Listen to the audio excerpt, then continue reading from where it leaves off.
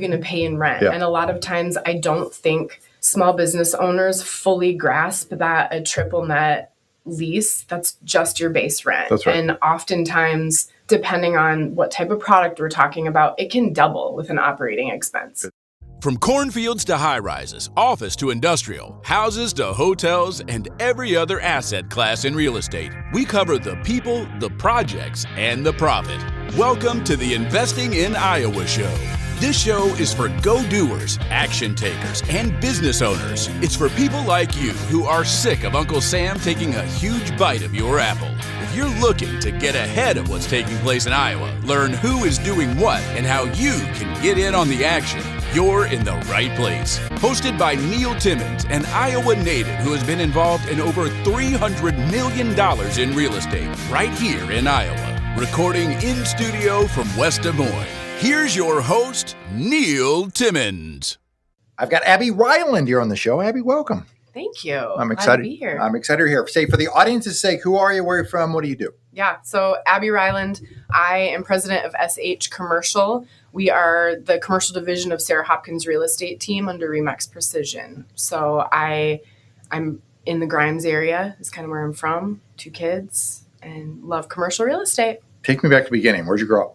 Grew up in Mason City. Oh, yeah. Yeah, and then we moved actually halfway through high school, so I graduated from Urbandale. So Okay. I'm a Jayhawk, raising a dragon, which is... Yeah. You know. It's unbelievable how many people I know who came and have come out of Mason City who are in real estate. Yep. There must have been something in the water for about a decade. Maybe.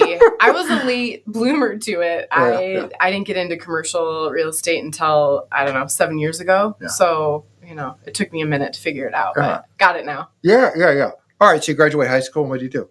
I went to Iowa State. I was on the swimming and diving team. Oh. A diver. I cannot swim laps. And I would imagine that takes a significant amount of commitment. it does. I lasted 2.5 years, I believe. And then I was like, I really want to have fun in college. Yeah. Not that it wasn't fun to be part of a team, but I think the fun I was thinking was a little different. Yeah. And so I did that for 2.5 years and then I didn't. Yeah. And then I had fun. Yeah. So got my degree in psychology and sports management. Mm. And then after college, I had no idea what to do with that. Sure. And so I sort of explored all options that were out there. The economy was not super fantastic. And so I remember applying to Cheesecake Factory as a last ditch effort, but I ended up working for Piggott Incorporated. And so Herman Miller dealer in town. What'd you do there? I was a project manager. Okay. So I made sure the orders got placed right and the install was scheduled and all that good stuff. A lot of details. A lot of details. Yeah. It was probably the most humbling job experience I've ever had because Yeah. I think everyone comes out of college thinking that they're really smart and they know it all and I'm fully prepared for the workplace. And then you go into it and you're like, ooh, I am not. Real quick, Yeah. you learn all the things you don't know. Mm-hmm. Yeah. Yep. What year, for a frame of reference, what year was that approximately? So, I graduated from Iowa State, I believe in 2005 or 6. Yeah. It's so long ago that I can't remember the exact date. Okay, so you went to work, you're a project manager, Mm-hmm. and how long were you there? I was at Piggott for a while, well over 5 years, not 10 years. I loved the people there. I loved what I did, but I had sort of hankering for a sales role. And at the time they didn't have one available. And so I started looking elsewhere and ended up in sales with a technology company and then a video production studio. Okay. I worked there for a while too. Then I found my entrepreneurial spirit and all those jobs kind of went by the wayside. Yeah. You land yourself in real estate. What was the entry point? Well, my first entry point wasn't actually real estate. My husband and I started a gym and that turned into 4 different locations. And so over that time period, we signed leases and looked at purchasing properties. And I had a broker that I worked with, Justin Lossner, JLL. Yeah. And then COVID hit. And as you can imagine, right. gyms were having a hard time. And I remember we were getting ready to purchase our first property. We were getting ready to set a closing date. And so I was on the phone with Justin a lot and I had binge watched Selling Sunset. Oh, sure. I cracked a joke to Justin that, is your job this sexy? Because if it is, I want in. Yeah. And he was like, haha, most days it's not. and he hung up and he called me back a couple hours later and was like, I've had some cocktails and I think you should think about coming to do commercial real estate. And I was like, I don't even know how to do that. And he's like, yeah, you do. Like, you read the leases. You're like a bulldog when you negotiate. Like, you'd be fine. And so over the course of time, we had further conversations with that team. And then I got onboarded at JLL, and you get kind of thrown to the fire. You learn it all, which was amazing. Well, I can't wait for Justin to come on and then give his version of that story. Exactly. All right. So you get thrown to the wolves. What was that like? What types of things were you doing, that first year? What were you focused on? Yeah. So I joined the team to focus on office. And so I was side by side with Justin and the other folks who kind of worked on office. And it was very much like I got exposure to all kinds of transaction in terms of sizes, locations. We had a pretty extensive portfolio that we represented, multiple. And so the requirement was like, you need to get really familiar with the market really fast. And I was fully on board. Like, I am a curious creature and I like pressure and I like being competitive. And so you say jump, I'll say how high. And like, I was in it. I was hooked. Yeah. A lot of tenant rep, landlord rep. What was that? A combination of both. It started out as a lot of landlord rep, and I was really good at taking incoming leads and converting them to tenant rep. And so I started kind of finding I really liked doing that. Not that I didn't love repping landlords, but it was just a different experience. And so I did a lot of both. And over the course of my time there, I evolved a little bit to do some medical, some larger IPS accounts. And then I shifted into retail a little bit as well, just because our team was so busy on that. So I got to help. I got exposure to a lot. The landlord rep and the tenant rep, to me, are night and day. Very night and day. And people think I'm crazy because right now I will say openly that I love tenant rep. That is my preference. And I think other brokers are like, well, getting the listings is like where it's at. And I agree in terms of getting the listings, bringing in, leads, phone calls. That's all great. But, and I say this carefully, every landlord thinks their property is amazing. And you have to report back, right? So I found like the reporting and the spreadsheets and all that kind of stuff just wasn't as exciting to me as like a new fancy, let's go hit the market and tour. It just wasn't as fun. Well, it's very analytical and it's very business driven. And from the outside looking in, it can seem like on the tenant rep side, I mean, it's a lot of small businesses. It's a lot of people with dreams, and you're helping them achieve something. And oftentimes you get rewarded in a way that doesn't show up in a paycheck. Correct. It's a little more, I've always joked that I could never sell on the res side because I can't, like, the feelings are too much for me. I like the business transactions, but there is an element of, I was an entrepreneur. I had small business, and I know that, walking into a space, whether it's your first space or multiple locations, it feels like the biggest decision of your life. And there's a lot at risk. And so I love being able to like educate business owners about their lease structure and what do the rates actually mean? And what is an operating expense and a CAM? And like, how do you break that down? So I find that I sort of shine because I've been on the other side. I've been the tenant. I've been the small business owner. I get it. Yeah. No, it's pretty exciting. Tell me about a transaction or two that were most memorable to you. Oh, yeah. That's a good question. So this was by accident, but I mentioned that I have a degree in psychology. I then went on and got my master's in psychology because I just love that field. I find it fascinating. And I did not think that would ever really come in handy. But after COVID, we started getting a lot of calls from mental health care providers. And I for whatever reason, I happen to jive with them really well. Again, I think I just kind of get what it is that they're doing. And so I have found myself representing more mental health care providers than maybe any other broker in town because it's a small, tight-knit group and they refer.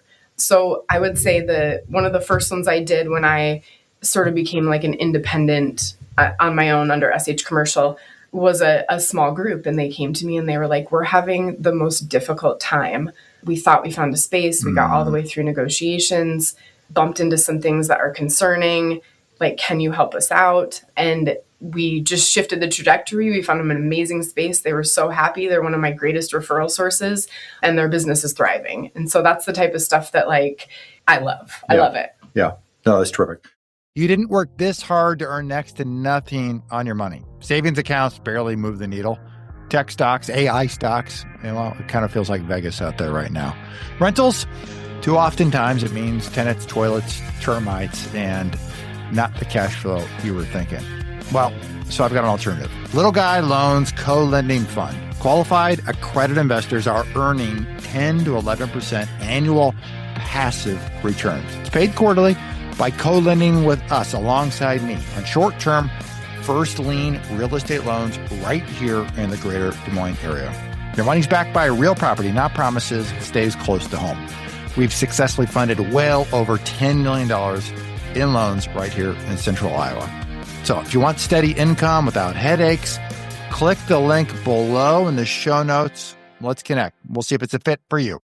Say I'm a tenant and I'm looking for a space. What types of things should I be giving consideration to? Really, when I'm asked differently, those who get it really right, what do they do, and where do people screw it up? Yeah, I think for one, not rushing. I always advise people it's going to take longer than you think. And what does that mean? Give me a size of type of property, size, and how long. Yep. So let's say we're doing tenant rep. Let's say it's a lease, and let's say we're looking at something between 5 and 10 year term. Okay. That's what they're looking for. And maybe they have an existing location. They're going to move. I usually tell them like, hey, let's do a market survey. I want to talk you through the options. I want to express to you what the rates mean. I just made a video right before I walked in here on my phone about the difference between second generation space and new build. Yeah. I think sometimes the new build seems sexy, but there are a lot of factors you have to consider. That's right. And do you have the time and money to invest? Because likely you're going to have to. Yeah. So those are some things to take into consideration. Depending on their use, a lot of times it's like, visibility, accessibility, where are you drawing current customers from? Do we know what the zip codes are? Yeah. And can they easily... The biggest thing though, and it seems obvious, is rate. Like at the end of the day, what are you going to pay in rent? Yeah. And a lot of times I don't think small business owners fully grasp that a triple net lease, that's just your base rent. That's right. And oftentimes, depending on what type of product we're talking about, it can double with an operating expense. It's, so I liken it to your mortgage. You got taxes and insurance on top of it. And yeah, right. Exactly. Yeah. So those are probably the biggest things is what do we need for accessibility? What do we need for visibility? Mm-hmm. What's your budget? Yeah. And having a really good grasp on that conservatively is the most important. And then if you're a startup, that's a whole different ballgame. Correct. It's a whole different ballgame. Yeah. All right. So it's 10,000 square feet. They're going to go into that 5 and 10 year term, somewhere in that kind of range. How long do they need to be giving themselves? At least 6 months. Okay. Yeah, minimum. There are a couple groups I'm working with right now that are roughly around that size, and we've been working on it already for probably 6 months, and it will take them probably a full year to get the transaction done, get the space prepared, and then move in. But I mean, I would go as far as to say plan for anywhere from 6 months to 18 months. Like you need to start looking a ways out, because if it is new construction or they have to gut something and redo, it all adds up on a timeline. It takes time. It takes money. Well, I want to go back. Tell me about the gym and kind of where that ended up. And then on the real estate side, what you guys ended up doing. Did you just lease everything? Did you buy anything? Yeah. And then I'll have more questions from there. Yeah, absolutely. So we started the gyms roughly 13, 14 years ago. Mm-hmm. And our first location was in the East Village. And it grew very rapidly. So we ended up in a property that's right off of Keogh Way in downtown Des Moines, right off the interstate. It's a really cool old building. It's the old Owen Christ towing building. Yeah. And we knew at some point we wanted to try and purchase it. Yeah. We didn't know what that would look like. Again, I wasn't in commercial at the time. I had no idea. So we were leasing. In the meantime, we opened a second location in Grimes, and we also purchased a location in Pleasant Hill. And we had a big event going as well. So that was all going swimmingly. We ended up getting our building under contract because we were occupying essentially the whole thing. Yeah. And made that purchase. I would say at the time of purchasing the building, I had no idea what I was doing. I didn't know how purchases went, and it was probably a really good thing that I went through that to better understand it. But it was an SBA situation. It also happened to fall during COVID, which, as you know, the SBA was a challenge to get any funding from throughout COVID. So it was one of those situations where like we had received approval and then they came back and said, hey, I know we gave you approval, but then we shut your business down and we don't know when it's going to open back up. So can you like give us new projections? And I was like, how would you like me to approach that? Right. I don't know when we're going to open back up. I don't know why they gave us the loan, but they did. Thank God they did. Yeah. So we ended up owning that property downtown. And then we actually sold the gyms as a whole and the event not in 2025, but the December of 2024. Okay. So one of our staff members, he knew that that was kind of his long-term plan. We had always intended to get out at some point. Yeah. So we made that transition. And currently our downtown property is leased out by kind of another fitness group, but it's a wrestling club. Got it. So you retained that real estate and just leased it out. Yes. Yeah. And now they would like to purchase it. So okay. We'll see how that goes. Yeah. Yeah. Okay. What did you learn from that real estate experience as a business operator that you brought forward into your real estate practice today? I think it is that nothing ever goes quite as planned. Yeah. It was one of those things where because I didn't have an expectation. I tend to be a little bit of a control freak. I can admit that openly. And so throughout the process, there were just so many variables that came into play that changed, the timeline or changed, the contract or whatever. And so I think understanding that, I remember Justin telling me this, he's like, a deal's never done till it's done. Right. And there were so many instances throughout that purchase that I thought like, oh God, we're going to lose this. Yeah. And if we lose it, I don't know what's next. So it was a lesson in patience and diligence, and I tend to be persistent, which is probably helpful for me. Yeah. Outside of your ability to connect and resonate really well with mental health professionals, how did an undergrad degree and a master's degree in psychology, how does that serve you well today? I think just understanding people. I mean, at the end of the day, the ability to have a conversation, empathize a little bit with someone's position. I did not go to school for commercial real estate. And so I think I have an ability to not talk above my client's understanding level, but right at is something that's been very helpful for me. And I think, again, understanding sort of that every person is different. The way they operate, the way they need me to communicate is unique. Sometimes frustrations are not a reflection of me. So understanding that you don't take things personally, I think in commercial real estate, it's not an option. Yeah. Going, I'll label it independent. I use that in quotes. Right? Yeah. What freedom or flexibility or constraints did that put into your world? So when I made the decision to make that transition, if I'm being 100% honest, I was not 100% convinced that I could do it.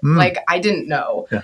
I had been lucky enough and fortunate enough to join a team that was so well established and so knowledgeable. And for me to think that exiting that I would know everything and I could do it all would be insane. I had only done it for about 6 years and I still recognize that I have a lot to learn. And my one concern was, who am I going to learn from? I think the beautiful thing in Des Moines is that a lot of us have great relationships with one another, even though we maybe compete for business. And so I can still call a lot of the brokers and ask a question if I have one. We have a lot of OGs in town who are happy to if I get into a situation with a phase one or a contract that I'm not sure on, I can ask a question and that's helpful. But yeah, it was scary. It was super scary. I think limitations wise, you don't get the same influx of leads when you're not a big brokerage. Sure. And so that was one of my concerns. The other one was my accessibility to resources. Yeah. That hasn't really been a challenge, even though I thought it might be. The benefit to me is that I do have a lot of flexibility and I have kids and it can be a bit of a cutthroat industry, but now I get to kind of work in a way that suits my goals. Yeah. Talk to me about landlord representation, maybe more specifically from a landlord standpoint. Yeah. When a landlord is engaging a broker, and those who do it really well and or position their property super well and have success financially, what past the best product at the cheapest rate, right? Yeah. What types of things are they doing to create that success financially and the success at a relationship level? Yeah, I think there's a couple of things. The first one being right now, specifically in this market today, people are looking, there's a flight to quality. Right. And so the maintenance of property is so imperative. And if someone isn't willing to take good care of their property and put a little bit of invest some funds back into it, it makes it a hard sell. It just does. So the ones who are doing it really well are investing back into their properties to keep them appealing, whether that's curb appeal, interior, whatever. I also think the ability to offer a tenant improvement allowance is extraordinarily helpful. And then in terms of communication, I just really appreciate transparency. Can I say bullshit? Sure. I'm a no bullshit kind of girl. Like you just did. I did. You can cut that if you need to. But I'm sort of a no bullshit kind of girl. So I prefer to be able to have a conversation where I say, hey, here's maybe where the property might be struggling before I even take it on as a listing. I would recommend you do this. And I'm not saying that they have to do what I'm asking right away, but to at least be able to have the dialogue. Yeah. I know you think your property is great. Here's some areas that I think could be improved. Right. And relying a little bit on our ability to understand what's going on in the market and report back really accurately. So if it is rates, let's talk about that. Sure. If it is operating expenses, why are yours so high? Are there ways we can help? Right. Yeah. Transparency. If you're a house flipper, execute the burst strategy or do double closings and are in need of money, Little Guy Loans is your go-to lender here in the Des Moines area. Time is money. Loan approvals in 24 hours. Closings in 5 days. Little Guy Loans was founded by Neil Timmins, an investor just like you. Since he has been in over 10,000 homes in Des Moines, there's never an appraisal. Houses, multifamily, and commercial property loans up to $1 million. Check out www.littleguyloans.com. TI allowances. What are the most common, if you said, hey, the old 80-20 rule. Yeah. What are the 20% of the items that 80% of the money is getting spent on in TI allowances? If it's second generation space, carpet and paint are huge. Yeah. The biggest one lately is LED lights. Oh. Which sounds kind of silly, but the old fluorescent lights, particularly in office, right? If you're looking at second generation office space and they have the old fluorescent crap, it can look like a dark, scary hallway. Yeah. You update those lights and it makes a world of difference. Right. I was lucky enough to be part of a portfolio where the landlord did invest a lot of money, and that was one of the first things that he would do. Yeah. It made a huge difference when you tour it. Right. So those are kind of the big ones. If someone comes into a new build situation, it gets you it gets you a bathroom. Right. Yeah, exactly. So it's a little different in that situation, but trying to be, even having contractors that maybe I have a good relationship with that I know are not the most expensive guys in town that I can refer and say, hey, will you take a look at this, see what you can do, get efficient. Yeah. 2026, what are you most excited about? Oh my gosh, the activity is crazy. It is the beginning of February, and I would say that activity in the market, whether that's phone calls to me, landlords making moves, tenants considering longer term, bigger spaces. I have not seen this much activity probably since I started in commercial real estate. A lot of it, top of funnel activity? Yeah. And the interesting thing is I'm seeing leasing, I'm seeing purchasing, I'm seeing selling. It's just this flurry of people making moves, which I think is really exciting. There's a lot of things that can happen. What do you think that's about? Or is it maybe just broader in the sense of people feel more comfortable, rates aren't going up anymore. So it feels like, okay, there's a level of stability and a greater level of certainty in making the decisions? Yeah. I think for leasing, there's some stability, not just in the market and the rates, but I think we're also seeing stability in people understanding what their requirement is. So again, I'll go back to office. Yeah. Retail, I feel has been pretty constant over the past few years post-COVID. Right. Office struggled, obviously, for a little bit. And I think finally people are settling into the idea that like we do need an office space and we do need it to be nice and we are willing to commit to a long-term lease. When I first came on board, a lot of the leases we were doing were 3 to 5 years, which now, I mean, most landlords won't even consider a 3-year unless it's as is. So I think it's great. I think it's a reflection of some stabilization. I think some of the landlord feedback that I have heard, and you can probably speak better to this, is like, we should sell now because value is pretty rock solid. So let's go. If that flurry continues, there'll be more of that, because the most common thing I hear, and maybe you can echo this, is that, hey, just about anybody will sell just about anything. The next question is, what am I buying? Exactly. I got to exchange. Exactly. And if there's not a choice, I can't sell. Yeah. Right. The biggest challenge right now that I'm finding is we will get these small business owners who have finally decided, I don't want to lease. I want to invest in my own property. I want to be an owner user. The challenge is that almost all of them want a standalone under $2 million property. Yeah. And the inventory, the inventory for that is just so low. Right. That unless you're finding it off market. Yeah. And the construction thereof. Right. I mean, it is spendy. Mm-hmm. Right. Yeah. So that's I think the challenge in today's market is that some of the inventory is challenging to find. Have you ready for the final 3 questions? I am. All right. If you had one piece of advice for your 20-year-old self, what would it be? 20-year-old, you're still swimming. Not swimming, specifically diving. Yeah. Yeah.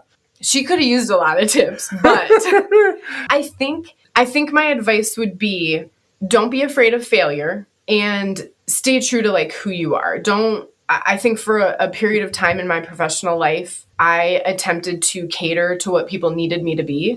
And I think people detect that. They know when you're not being totally authentic, and it makes it more challenging. And so I think I would want her to know, like, drop that, just do you, and the right people will come into play. 2 books that changed your life. Oh man. The Subtle Art of Not Giving a Fuck. Helpful, especially for what I just mentioned. Right. What is another one? Let's see. Okay, can we circle back to that? Yeah. I'm going to have to think on that one for a second. You want a funny story? Yeah, I do. I read the book. Yeah. I was on a plane one day. This is post-reading the book, months and months after reading the book. And I'm almost 6.5 feet tall. Mm-hmm. Planes are tight. Yeah. Okay. So I'm sitting there. The guy in front of me, of course, is like laying back practically in my lap, right? Yeah. And he's got the book on his little, fold out, whatever you call those things, right? Reading the book. Mm-hmm. So I got up at one point, went to the bathroom, and I knocked the book on the ground. Yep. And I was like, I didn't say anything. Yeah. I just thought, oh, buddy, you're going to love that book when you get done. Yep, exactly.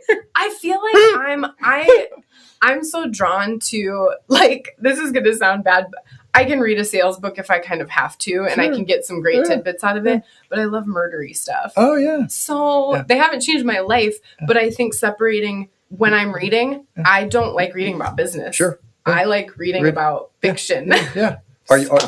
Do you get into the podcasts? I do. Yeah. Give me a murder mystery all day. Yeah. I mean, there's a reason, 2020 and Dateline are in their like 50th season, right? I know. Yeah. Those are like my respite, which may say something about me that's not great, but I love a good. It's a good detachment from your own reality. If you will. It's somebody else's reality. That kind of seems like a little distant. Yeah, for sure. If you were cast away on an island for a year, you could only get 3 pieces of data about your business each and every month. What 3 things must you know every month to know how your business is running?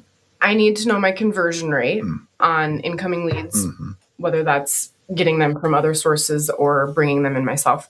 I think, honestly, for me, start to finish timeline for a transaction is important to understand because it helps me keep my funnel full. So that's a big one. I almost like that. It's a cash conversion cycle. Yeah, exactly. Right.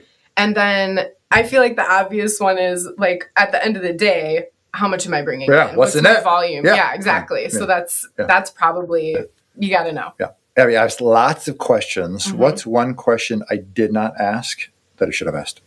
So, not necessarily that you should have asked, but one thing that is very passionate for me is, like, women in my industry. Yeah. There are not a lot of us. There's not a lot. No doubt about it. And I think it can be a different experience for women. And so part of me starting in commercial real estate and then kind of going off on my own, and the plan is to build a team at SH Commercial that is female to provide sort of a unique experience. And so I run an event called Taking Up Space, which is focused on women in business.